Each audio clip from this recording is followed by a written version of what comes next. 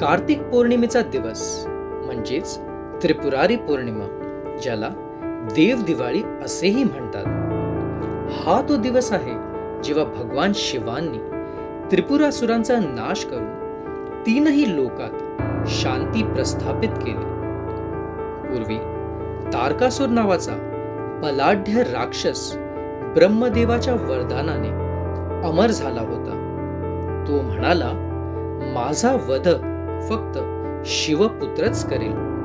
पण त्यावेळी भगवान शिव सतीच्या विरहाने ध्यानमग्न होते. देवतांनी पार्वती देवीला प्रार्थना केली.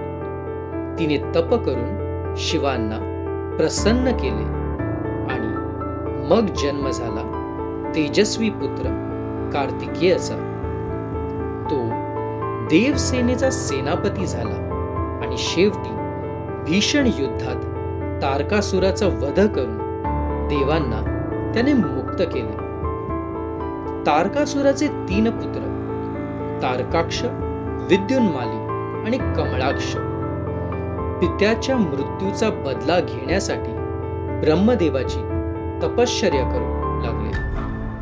त्यांनी वर मागितला, आम्हाला 3 नगरे मिळावीत, सुवर्ण, रौप्य आणि लोखंडाची, जी आकाशात भ्रमण करतील आणि आम्हाला फक्त तेव्हाच मारता येईल जेव्हा ते 3ही नगर एक रेषेत येतील आणि कोणी एक बाणाने आम्हाला भेदेल. ब्रह्मदेवांनी वरदान दिला. 3ही नगरे त्रिपुर नगरे तयार झाली आणि ते तिघे झाले त्रिपुरासुर. त्यांच्या अत्याचाराने देवता पुन्हा त्रस्त झाले आणि त्यांनी शिवांकडे मदत मागितली. शिवांनी युद्ध स्वीकारले. त्यांच्यासाठी एक अद्भुत रथ तयार करण्यात आला. पृथ्वी झाली रथाची पायरी, सूर्य आणि चंद्र झाले चाके, मेरू पर्वत झाले धनुष्य, विष्णू झाले बाण आणि ब्रह्मदेव झाले सारथी. 3ही नगरे एका रेषेत आली. त्या क्षणी शिवांनी हसत धनुष्य ताणले आणि एका बाणाने 3ही नगरे भस्मसात केली.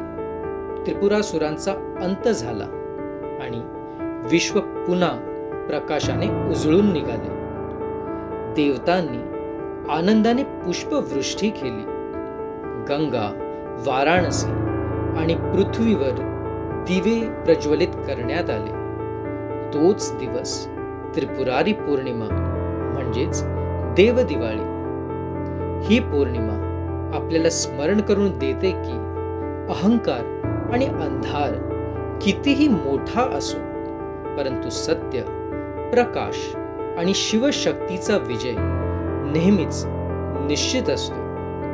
हर हर महादेव.